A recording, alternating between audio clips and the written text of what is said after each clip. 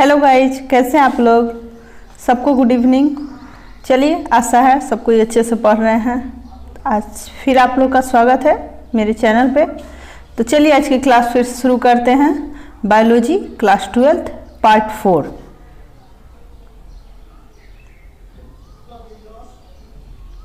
Bihar board 12th exam का ये most important objective questions है।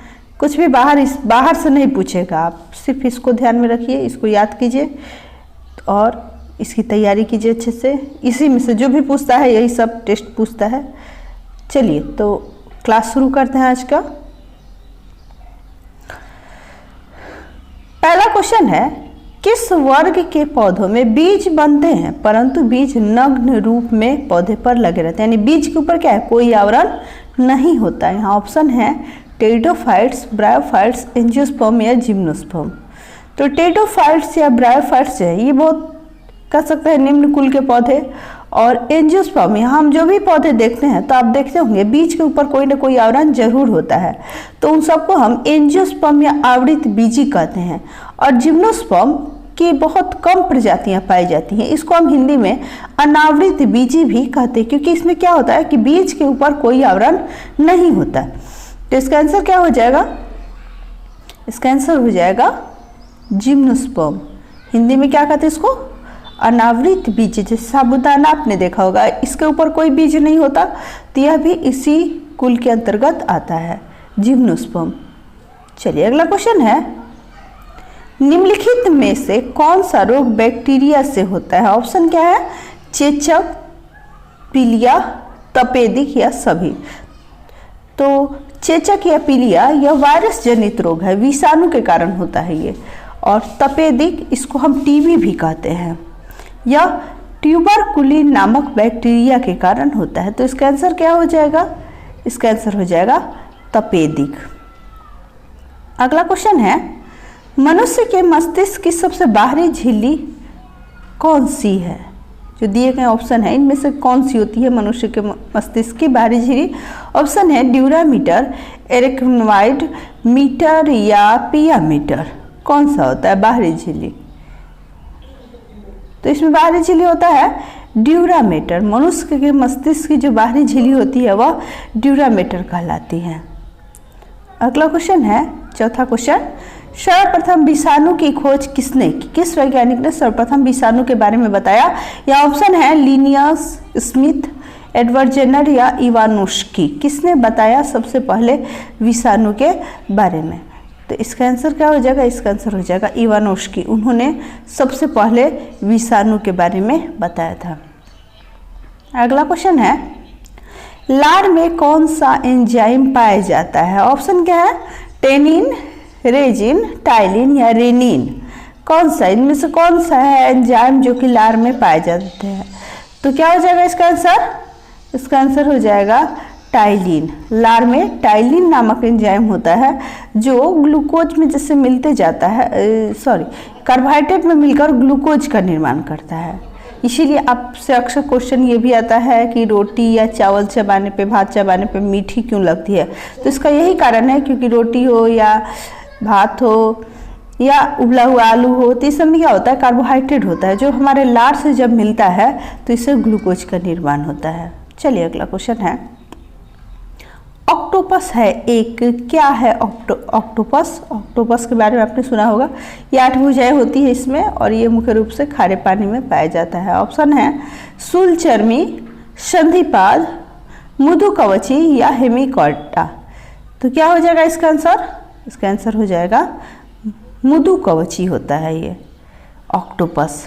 चलिए अगला क्वेश्चन है, भोजन का पाचन किस प्रकार की अभिक्रिया है। भोजन का पाचन, ऑप्शन है संयोजन, उपचयन, अपचयन या विस्थापन। तो भोजन का पाचन ऑक्सीजन की अनुपस्थिति में होता है, तो इसको हम क्या कहते हैं, इस प्रक्रिया को कहते हैं उपचयन। आंसर क्या हो जाएगा, उपचयन। भोजन का पाचन ये एक उपचयन जैसी अभिक्रिया होती है। चलिए अगला क्वेश्चन है, ऊर्जा उत्पादन के लिए कोशिका प्रायः किसका उपयोग करती है। वसा अम्ल, सुक्रोज, ग्लूकोज या एमिनो अम्ल। किसका होगा, ऊर्जा उत्पादन के लिए कोशिका मुख्य रूप से ग्लूकोज का उपयोग करती है। जो तीसरा ऑप्शन होगा यही हमारा सही होगा, तीसरा ऑप्शन। ऊर्जा उत्पादन के लिए कोशिका प्रायः ग्लूकोज का उपयोग करती है। अगला क्वेश्चन है, जल से बाहर निकाले जाने पर मछलियां मर जाती हैं, क्यों मर जाती हैं? क्या कारण है कि जब उनको जल से बाहर निकाला जाता है तो वो मर जाती हैं? पहला ऑप्शन है, उन्हें ऑक्सीजन अधिक मात्रा में प्राप्त होती है, उनका शारीरिक ताप बढ़ जाता है, वे जल में नहीं जल पाती हैं। इसका मतलब हुआ कि मतलब वो जल से बाहर जल न मिलने के कारण, या चौथा ऑप्शन है वे श्वास नहीं ले पाती हैं। तो आंसर क्या हो जाएगा इसका आंसर हो जाएगा श्वास नहीं ले पाती हैं। क्या होता है, मछलियों में गिल्स के द्वारा श्वसन की प्रक्रिया होती है। तो वो क्या करती हैं कि जल में घुले हुए ऑक्सीजन को ही सांस के रूप में प्राप्त करती हैं, लेकिन जब जल से बाहर निकाला जाता है तो वहाँ जल का अभाव होने के कारण वे सांस नहीं ले पाती हैं और मर जाती हैं। अगला क्वेश्चन है, अधिकतम पोषक तत्व रक्त में कहाँ से अवशोषित किए जाते हैं? जब हम भोजन करते हैं तो भोजन का पाचन तो मुंह से ही शुरू हो जाता है, जब भोजन से लार मिलता है, और जैसे जैसे भोजन आगे बढ़ता जाता है यानी आमाशय में जाता है, इसके बाद और पाचन अंगों में जाता है। जब ये भोजन छोटी आंत में जाता है तो वहाँ मुख्य रूप से पाचक एंजाइम आते हैं अग्नाशय से, और भोजन का पूर्ण रूप से पाचन छोटी आंत में ही हो जाता है, और वहीं पे उसमें उसके अंदर के लेयर में, छोटी आंत के अंदर की जो परत होती है उसमें विलाई नामक संरचना होती है, जिसमें रक्त नलिकाएं होती हैं, जिसे हम रक्त केशिकाएं भी कहते हैं, और ये पोषक तत्व रक्त में मिल जाते हैं। तो हम कह सकते हैं कि अधिकतम पोषक तत्व रक्त में कहाँ से अवशोषित होते हैं? ये होते हैं छोटी आंत से। इसका आंसर क्या हो जाएगा? छोटी आंत। अगला क्वेश्चन है, बॉटनी शब्द की उत्पत्ति किस भाषा से हुई? बॉटनी या वनस्पति विज्ञान भी हम कह सकते हैं इसको। तो इसकी उत्पत्ति किस भाषा के शब्द से हुई? ऑप्शन है फ्रेंच, पुर्तगाली, लैटिन या ग्रीक। तो किससे हुई? बॉटनी शब्द की जो बॉटनी भाषा जो है, इस शब्द की उत्पत्ति किस भाषा से हुई? इसका आंसर क्या हो जाएगा? ग्रीक से हुई। चलिए अगला क्वेश्चन है, बिच्छू का विष कहाँ पे होता है? बिच्छू का विष, बिच्छू आपने बहुत लोगों ने देखा होगा। तो इसका विष कहाँ पे होता है? उसके हाथ में, पैरों में, मुंह में या डंक में? तो आप देखे होंगे बिच्छू का पिछला जो भाग होता है उसमें डंक होता है, और उसी से यह डंक मारता है। कहता है ना बिच्छू डंक मारता है, तो उसका विष कहाँ होता है? उसके डंक में, न कि उसके हाथ, पैर या मुंह में। अगला क्वेश्चन है, वायुमंडल में सामान्यतः CO2 पाया जाता है, कितना प्रतिशत है? क्वेश्चन ये भी बनता है इसे, वायुमंडल में सामान्यतः CO2 का कितना प्रतिशत है? ऑप्शन है 4%, 0.03%, 21% या 78%। तो आंसर क्या हो जाएगा? आंसर हो जाएगा 0.03%। अगला क्वेश्चन है, सिल्वीकल्चर वनस्पति विज्ञान की वह शाखा है जिसमें वर्णन होता है, किसका वर्णन होता है? कवकों के संवर्धन का, शैवालों के संवर्धन का, सिलिसिफाइड पादपों का या वन के विकास का। सिल्वीकल्चर के अंतर्गत क्या होता है? तो इसका आंसर क्या हो जाएगा? सिल्वीकल्चर के अंतर्गत शैवालों का संवर्धन होता है, शैवालों का संवर्धन का अध्ययन किया जाता है। अगला क्वेश्चन है, एक स्वस्थ मनुष्य का रक्तचाप होता है, कितना होता है एक स्वस्थ मनुष्य का रक्तचाप? ऑप्शन है 200/130, 140/160, 120/80 या 90/60। तो आंसर क्या हो जाएगा? 120/80 या 120/80। अगला क्वेश्चन है, अर्धसूत्रण की पूर्वावस्था में समजात गुणसूत्रों के युगल बनने की क्रिया को क्या कहते हैं? युगल बनने यानी जोड़े के क्रम में जब वो सजने लगते हैं तो उसको हम क्या कहते हैं? ऑप्शन है सूत्र युग्मन, युक्त परागकोशी, युग्मक संलयन या जीन विनिमय। क्या होगा आंसर इसका? कड़ा है क्वेश्चन में, फिर से ध्यान दीजिए कि अर्धसूत्रण की पूर्वावस्था में समजात गुणसूत्रों के युगल बनने की क्रिया क्या है? युगल बनने की क्रिया। तो इसका आंसर क्या हो जाएगा? सूत्र युग्मन। जी हाँ, सूत्र युग्मन कहा जाता है इसको।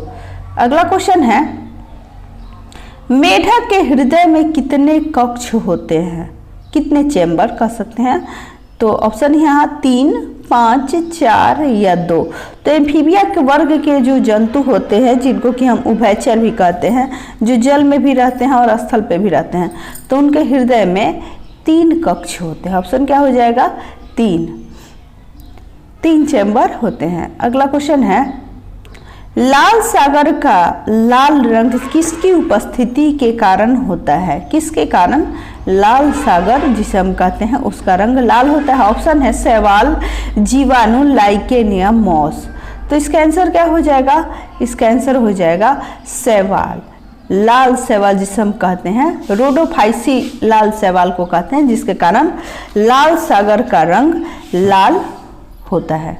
अगला क्वेश्चन है, मनुष्य में एप्लाटॉक्सिन खाद्य विषाक्तता द्वारा सामान्यतः कौन सा अंग प्रभावित होता है? यानी जब विषाक्तता होती है भोजन के कारण तो कौन सा अंग प्रभावित होता है? ऑप्शन क्या है? ऑप्शन वृक्क, यकृत, फेफड़ा या हृदय। तो इसका आंसर क्या हो जाएगा? इसका आंसर हो जाएगा यकृत। हम लीवर भी कहते हैं इसको, लीवर भी अंग्रेजी में इसका नाम लीवर है। तो जब भी कोई भी खाद्य में विषाक्तता होती है तो उसके कारण लीवर में प्रभाव पड़ता है। चलिए अगला क्वेश्चन है, निम्नलिखित में से किसे वर्गीकी का पितामह कहते हैं? वर्गीकी का, टेक्सोनोमी का पितामह किसे कहते हैं? ऑप्शन है लिनियस, एंगलर, अरस्तु या लैमार्क। किसको कहते हैं? तो आंसर क्या हो जाएगा? इसका आंसर हो जाएगा लिनियस। कैरोलस लिनियस को वर्गीकी का पितामह कहा जाता है, वर्गीकी का जनक या वर्गीकी का पितामह। अगला क्वेश्चन है, घोंसला बनाने वाला एकमात्र सांप है? कौन सा सांप है घोंसला बनाने वाला? ऑप्शन है करैत, सॉस्केल्ड वाइपर, किंग कोबरा या चेन वाइपर। तो घोंसला बनाने वाला एकमात्र ही सांप है जिसको हम कहते हैं किंग कोबरा। किंग कोबरा अक्सर घोंसले भी बनाने में सक्षम होते हैं। अगला क्वेश्चन है, स्पर्मोलॉजी में किसका अध्ययन किया जाता है? स्पर्मोलॉजी यानी हम कह सकते हैं स्पर्मोलॉजी जो विज्ञान की शाखा है, इसके अंतर्गत किसका अध्ययन किया जाता है? फल, पत्ती, बीज या परागकण। तो इसका आंसर हो जाएगा बीज का। स्पर्मोलॉजी के अंतर्गत बीज का अध्ययन किया जाता है।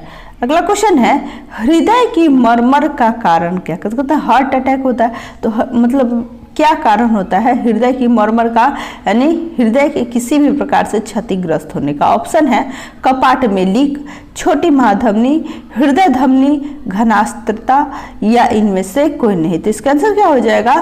कपाट में लीक। जब हृदय से रक्त निकलता है महाधमनी में तो उनके बीच में कपाट होता है, या जगह जगह हृदय में भी कपाट होते हैं जिससे रक्त का बहाव एक ही दिशा में होता है, वह विपरीत दिशा में नहीं जा पाता। तो अगर उस कपाट में लीक हो जाए तो हृदय जो होता है वह मरमर हो जाता है, यानी उसमें क्षति उत्पन्न हो जाता है। तो आंसर क्या हो जाएगा इसका? कपाट में लीक। अगला क्वेश्चन है, जीव विज्ञान के जनक के नाम से जाने जाते हैं? कह सकते हैं जीव विज्ञान का जनक किसे कहा जाता है? ऑप्शन है डार्विन, लैमार्क, अरस्तु या ट्रेविरेनस। किसको कहा जाता है जीव विज्ञान का जनक? तो इसका आंसर हो जाएगा अरस्तु। अरस्तु जीव विज्ञान के जनक के नाम से जाने जाते हैं क्योंकि उन्होंने ही एक क्रमबद्ध विज्ञान के रूप में इसे प्रस्तुत किया था जीव विज्ञान को, इसलिए इनको जीव विज्ञान का जनक कहा जाता है। अगला क्वेश्चन है, पित्त जमा होता है, यानी पित्त किसमें जमा होता है? ऑप्शन है यकृत, प्लीहा, ग्रहणी या पित्ताशय। तो किसमें जमा होता है पित्त? तो क्या होता है, पित्त बनता तो यकृत में या लीवर में है, लेकिन यह जमा होता है पित्ताशय में, जो हमारा गॉल ब्लैडर है। लीवर में पित्त बनता है और गॉल ब्लैडर में यह जमा होता है। और यह क्या करता है, इसका कार्य है भोजन की अम्लीयता को नष्ट करके उसे क्षारीय बना देता है। जब भोजन आमाशय से निकलता है छोटी आंत के डिओडिनम में यानी पहले भाग में, तो भोजन कैसा होता है? अम्लीय होता है। और यह पित्त जो है यह भोजन को क्षारीय बना देता है, तभी उस पर अग्नाशय से आए हुए पाचक एंजाइम अभिक्रिया कर पाते हैं। यदि भोजन अम्लीय रह जाता, अगर पित्त का स्राव न होता, तो जो भी पाचक एंजाइम है वह इस पर कोई प्रतिक्रिया यानी उसको पचाने में सक्षम नहीं होते। तो पित्त वैसे कोई एंजाइम नहीं, इसमें कोई पाचक एंजाइम नहीं होता, लेकिन इसका मुख्य कार्य है भोजन की अम्लीयता को नष्ट कर उसे क्षारीय बना देना। अगला क्वेश्चन है, साबूदाना किससे बनाया जाता है? साबूदाना ऑप्शन है सेड्रस, पाइनस, जूनिपेरस या साइकस। तो साबूदाना क्या? साबूदाना एक अनावृत बीजी है, यानी इसमें जिम्नोस्पर्म कह सकते हैं इसको, जिम्नोस्पर्म है, इसमें बीज के ऊपर कोई आवरण नहीं होता। तो ये जो साबूदाना है यह साइकस की प्रजाति से प्राप्त किया जाता है।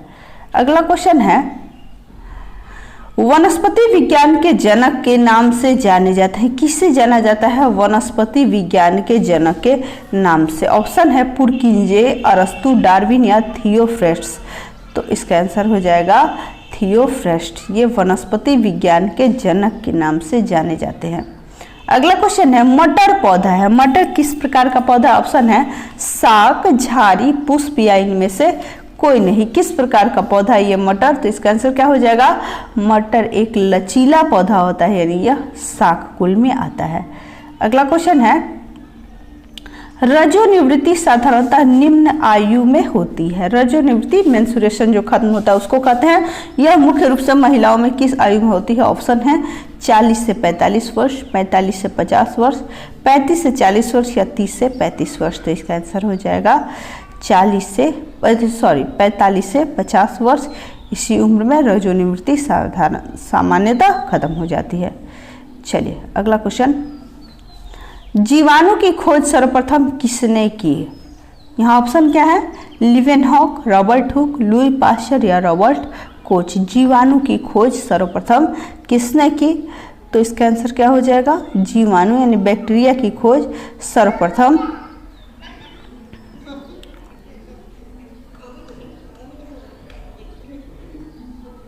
लिवेनहॉक ने की थी। जी हाँ, लिवेनहॉक ने सर्वप्रथम जीवाणु की खोज की थी।